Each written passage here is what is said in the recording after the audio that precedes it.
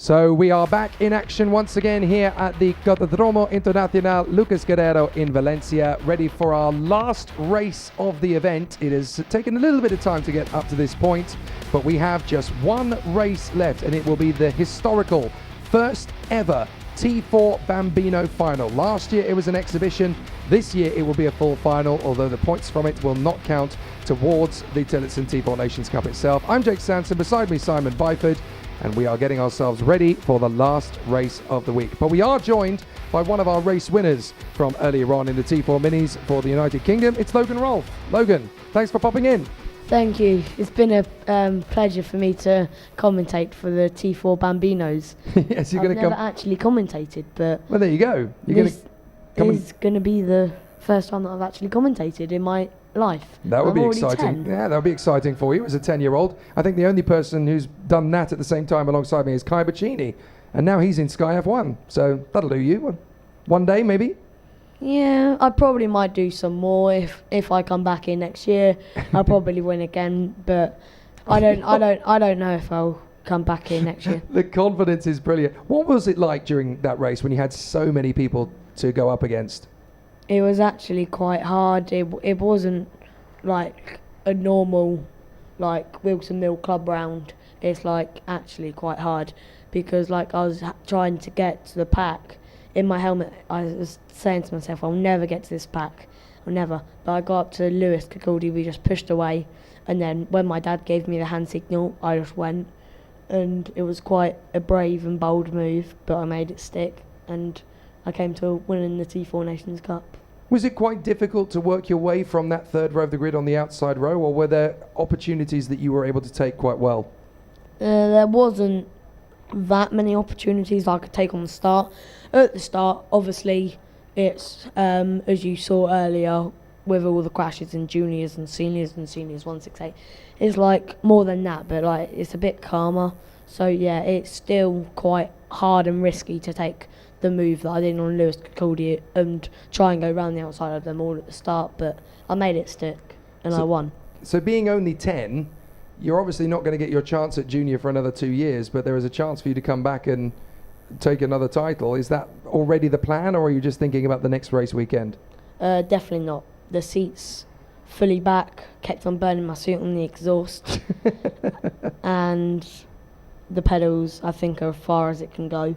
But yeah, we might not make it through to getting my height the next year, not this year. So you might have to wait for 2027 to come back for a junior? Yes. Fair enough. Well, you can always fly back and support the team if you want to, and maybe even coach a couple of the Bambinos or the juniors. That's if they will do Bambino again, but I probably think they will do, because it's been actually very fun and funny to watch the Bambinos, and as you can see on your screen, they're currently lining up, and like it's not like any ordinary Bambino like in the UK. It's like T4, so like they're racing like against, like they know what it's like, they know the tents, and for them, picturing for me, I would say the person going off of 1 and 2, it is quite like nervous and nerve-wracking for them right now. So what have you been observing as a driver racing in Mini, watching these Bambinos for the first time? They didn't get out onto the seat for the first time until Friday, and then they obviously had qualifying yesterday. You've been watching every session of the Bambinos. What has been the exciting thing for you to take away from watching them? They take the small track, they don't do the big track, which is a bit different. And when I first saw them, it made me laugh. And I went down to the grid on the first practice, and I'm like, why aren't they doing the big track? And they're like, because on the very big, long back straight, they won't make it through. And yeah, it will just keep on going, bang, bang, bang. And for me, when I was that age, I didn't like that. And even in Miami Bambino, I did not like that. So do you think that as a Bambino driver at this level, these guys demand an enormous amount of respect? Because you didn't start until you got to cadet and mini age, but here these guys are even younger than you when you started. That's to be respected, right? Yeah, I kind of started like when I was 6, 7, so yeah. But that wasn't like racing, that was just driving at that point, wasn't it? Yeah, like I'll do a few non MS UK races, like the Shennington IKR UKR race, like that in the UK. But yeah, as you can see on your screen right now, it's like they're being like told where to line up, how they do it, when the lights go out, all of that. That just like shows me like that they're all the same for the other drivers. They're not like, oh yeah, you've got to do this differently to all the others. They're all the same. And just looking at the people there, all of the people that are there, they're just literal eyes on the man that's talking, literal, always, like literal. They're just staring into the man's eyes. But it's proper cool. It is quite cool. That is indeed Mark French, who's just giving them the command as to how things are going to start. They're going to take the karts to the starting grid so they can get their first start as normal. And it's very different in Bambinos compared to everything else. Simon, this has been commanded already through the practice sessions and through the qualifying by the Dominican Republic duo of Shamir Likorijk and Ethan Picardo. They've gone down to the front of the starting grid. The marshals are giving us a nice little photo shoot here on the starting grid. To right, the Orange Army have been fantastic here at Valencia, as they always have been. They've kept us safe, they've kept us strong. We cannot go motor racing at all without these marshals, and they are absolutely fantastic. They've been on their A game ever since Wednesday when they first arrived, and we are so indebted to them. It doesn't matter how many drivers you've got, any karts you've got, any organisers, any personnel, whatever. Without these marshals, there is no racing. And I've just noticed that Bruno from RGMMC has just gate crashed the photograph. Well done, Bruno. But it's great to see everyone enjoying the life here. And it's great to see the marshals putting on such a fantastic display, and they've been absolutely amazing from the start. Muchas gracias, mi amigos, to the Orange Army. They really have been sensational, and it's great to see them all put on a sensational show. So now we're going to see how the battle continues to rage as we work to a great crescendo. But the Tillotson T4 Nations Cup 2025 has just one final chapter in it, and it is going to be for the duos at the front end of the field in the T4 Bambinos. Shamir Likorijk on pole position from Ethan Picardo, and then we have a very exciting battle from those two at the front of the grid, from the Japanese driver Takachika Kokuho, and then we have the British driver Rafe Verdi going off P4. And then Edgar Urena is the other Dominican who's leading his countryman Eduardo Espaillat, who'll be lining up in 6th. Bernardo Mateos is a driver who we have seen previously doing a good job in the Bambinos to qualify in 7th, in front of Gunter Schultz, who is the 5th and final of the Dominicans on that grid. So all of the Dominican Republic drivers qualifying in the top 10, doing a fantastic job. Then comes Stanley Thurston, who will line up in 9th in front of Alonso Go in 10th. Then Dara Fitzgibbon and Robbie Lyons, both T4 Ireland Bambino experienced drivers. They'll be lining up in 11th and 12th in front of Oscar Eletru. In 13th from France, one of two Frenchmen on the grid, Danny Clancy, another Irish driver experienced in the T4 Bambinos back home in Ireland, in front of Jose Egea and Emerson Hannon, the final Irish driver. And then we'll line up Victor Clay, rounding out the grid, one of two French talents who will be rocketing down towards turn 1. And I have to say, Jake, a very, very even grid overall. The top 10 drivers all covered by less than a second. That's serious competition compared to what we had last year, where the gaps, albeit it was a much smaller grid, but the gaps were a lot larger in the Bambinos. Yeah, it was covered by a good 4 seconds or so, I think, last year. So to us to get the gap down to 10 seconds, to 1 second, sorry, is very impressive. Logan, you've been in the Team UK gathering of that tent, and you've obviously been chatting away, no doubt, to Rafe and to Stanley. How excited are they about this week?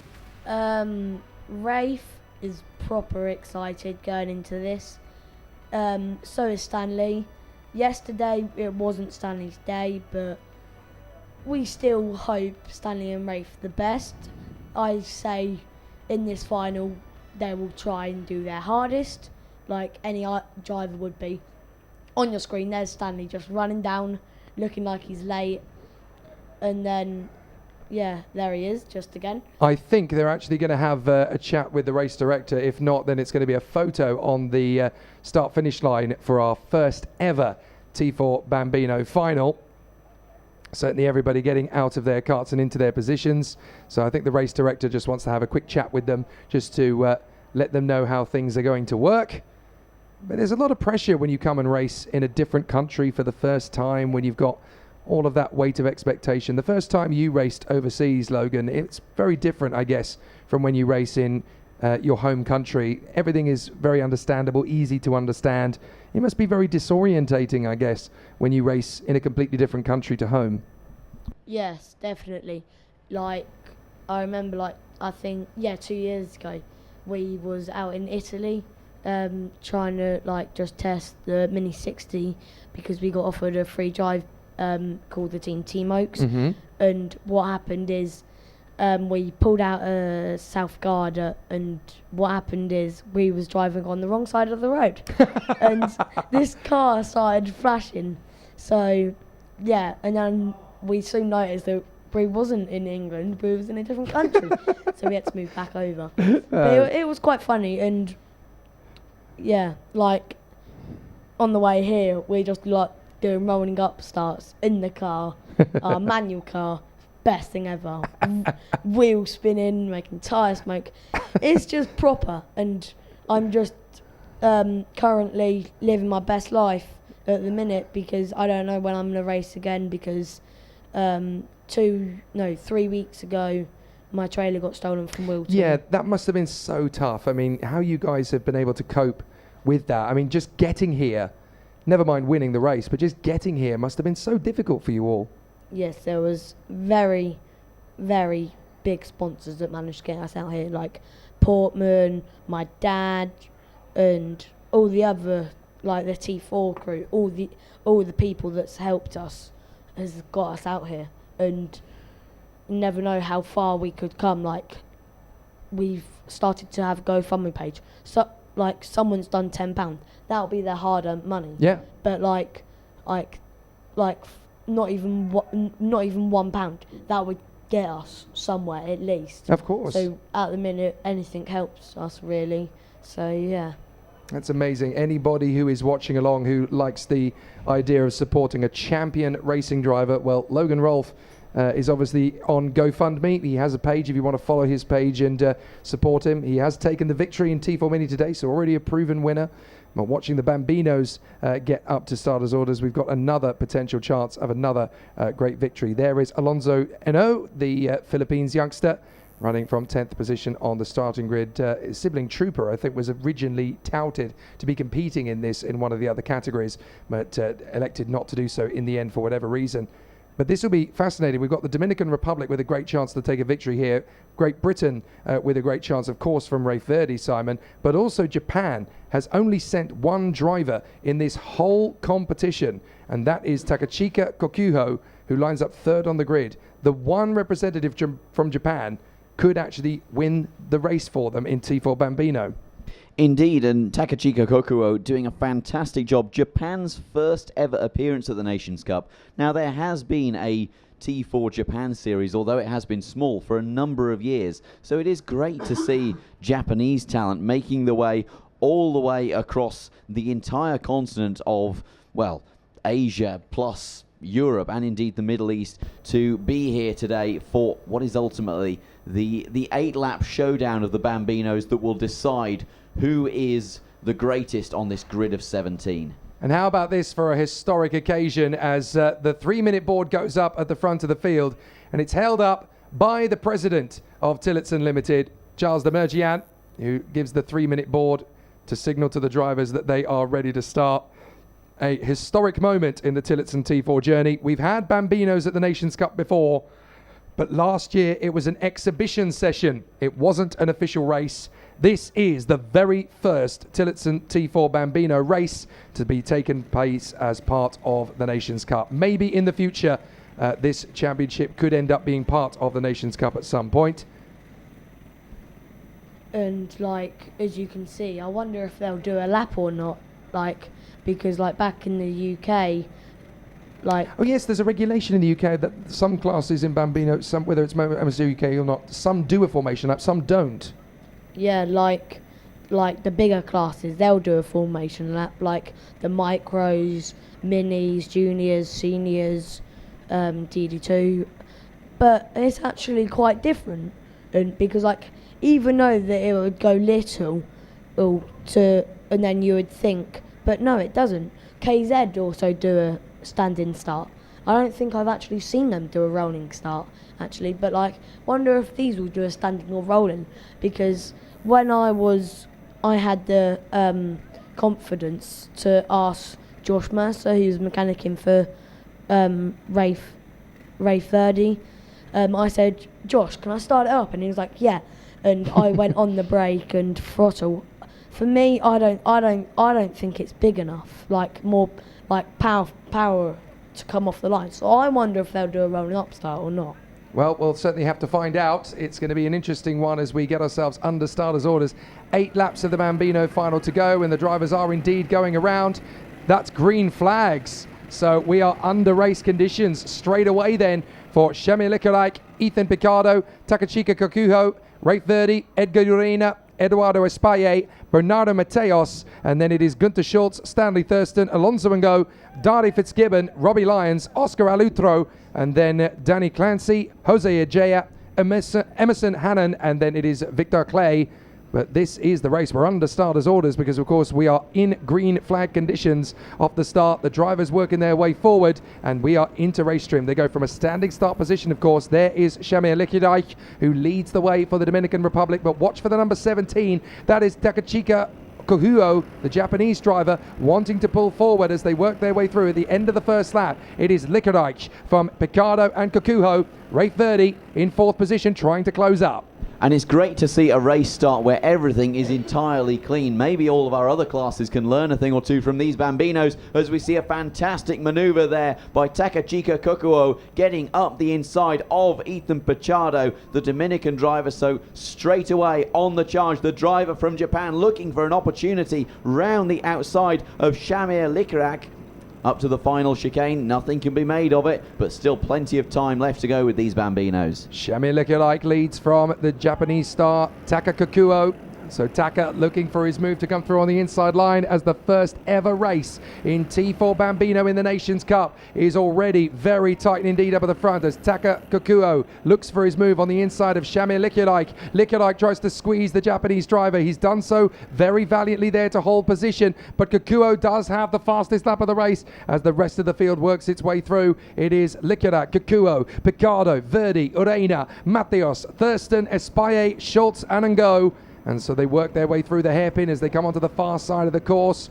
But it's the Japanese driver now under some pressure from Ethan Picardo. But Rafe Verdi is going to try and chase these guys down in the hope that there will be another British driver in the top 3. Logan, this is an exciting start for Rafe Verdi, but the top 3 already have a bit of space. Yes, and when they came a lap before out of the commentary box window, Rafe Verdi wasn't even like with the group, but now it's just how much he's pulled in, and like one of the Spanish kids have got the fastest lap. That's just amazing to see. They're probably their home track, they've already got the fastest lap, but Rafe Verdi catching up like a million miles per hour.